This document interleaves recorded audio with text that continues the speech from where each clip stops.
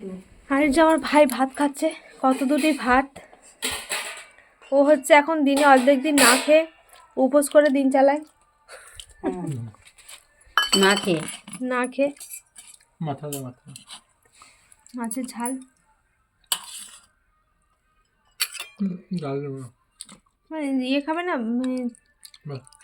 দাদা পিস আছে ফুচকাটাকে ফুচকাটা মাছ খায় না মা, ফুচকা তো মাছ ইয়ে দিয়েছি ওকে, ভাজা ভাজা দিয়েছি, ডিম ভেজে দিয়েছি ওকে। পুকুরের মাছ কিনতে গেলো না না গড়েতে। আর এখানে যে দই আছে, এই যে ভাই এনেছে, তার আগে যে বাবা এনেছে দই, এগুলো মিষ্টি দই, এটা টক দই এনেছে, রাত্রে লাগবে সেই জন্য। আমার দই খাওয়া হয়ে গেছে, মিঠি দই খেয়েছে। এখানে দইটা দেখি খুব ভালো, একদম মিষ্টিও নয় টকও নয়, খুব ভালো দইটা। এনো মা দই।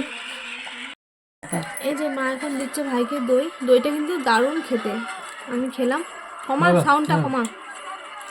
এই যে মা এখন দিচ্ছে ভাইকে দই, দইটা কিন্তু খুবই সুন্দর খেতে, হালকা মিষ্টি হালকা টক, দারুণ খেতে। ঘরে পাতা না, ঘরে কার তো করে। কয়েকজনের সঙ্গে দেখা হলে তারা বলছে আমার ভিডিও দেখে, বলছে তোমার ভিডিও দেখে খুব ভালো লাগে। কেন কি কুলের টকটা? কুলের টক খাবি না তো কি খাবি এখন? আজে বাজে টক তো খেতে হবে না। কুলের টকে বলছে আজে বাজে টক। তো বলছে যে তোমার ভিডিও দেখি খুব ভালো লাগে, একটা দাদা বলছে তোর ভিডিও দেখি খুব ভালো লাগে, একদিন দেখলাম আর খুঁজে পেলাম না, তো আমি বললাম যে এই নাম দিয়ে সার্চ করবে। এই যে মা আমাকে ভাত দিয়ে দিয়েছে, এখানে পোস্ত, বেগুন ভাজা, মাছ ভাজা। আমি বলেছিলাম মাছের ঝাল খাবো না, মাছ ভাজাই খাবো। আর এখানে দই আছে, ডাল। রিয়া না, আমি মাছের ঝাল খাবো না বললাম। আর ইয়ে আছে, মা কুলের চাটনিটা নামিয়ে নিয়ে চলে আসবে একবারে। আর এই যে এখানে আছে কুলের চাটনি, মাকে বলেছিলাম ঝোল ঝোল করে করবে, কুলের চাটনি বা কুলের টক যাই হোক। এগুলো পুকুরের মাছ পেঁয়াজ দিয়ে ভাজা।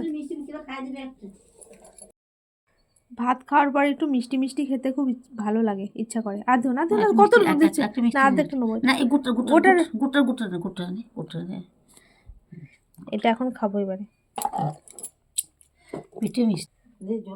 দুধ পুলি মিষ্টি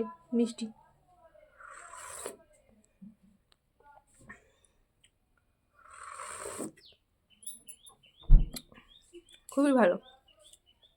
কালকে বাবা জেনেছিল সেগুলো।